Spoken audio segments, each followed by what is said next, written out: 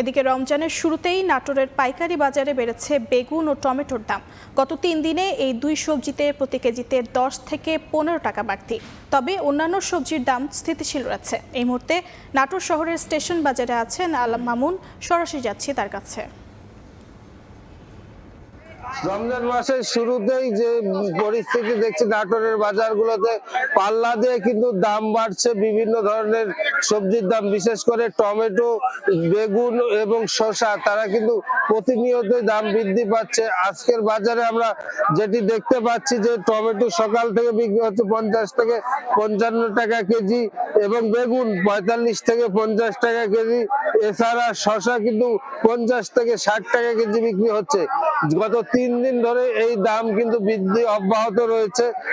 এছাড়া যে সবজিগুলো রয়েছে, ফুলকপি 35 থেকে 40 টাকা কেজি, সিম 20 থেকে 30 টাকা কেজি, মূলা 18 থেকে 20 টাকা কেজি এবং পেঁপে 18 থেকে 20 টাকা কেজি। এটি কিন্তু পাইকারি বাজারে বিক্রি হচ্ছে।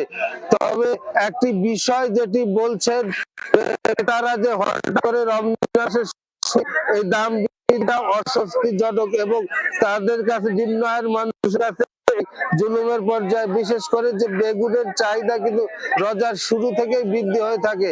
তবে একটি বিষয় বলছে, এখানকার আড়তদাররা রয়েছেন, তারা কিন্তু বলছেন যে সরবরাহ কমে আসার কারণে কিন্তু দাম বৃদ্ধি পেয়েছে। তবে আমরা সকাল থেকে নাটোর স্টেশন বাজারে আমরা দেখতে পেয়েছি পর্যাপ্ত পরিমাণ বেগুন, টমেটো এবং শসা কিন্তু সরবরাহ রয়েছে। তবে একটি বিষয় যেটি বলছেন কৃষকরা, যে দাম অতিরিক্ত বিক্রি না হলে তাদের কিন্তু লোকসান গুনতে হবে, উৎপাদন খরচ বেশি থাকার কারণে এসে। তবে একটি যেটি বলছেন যে কৃষি বিভাগ কিন্তু যুক্ত ছিলাম নাটোরে।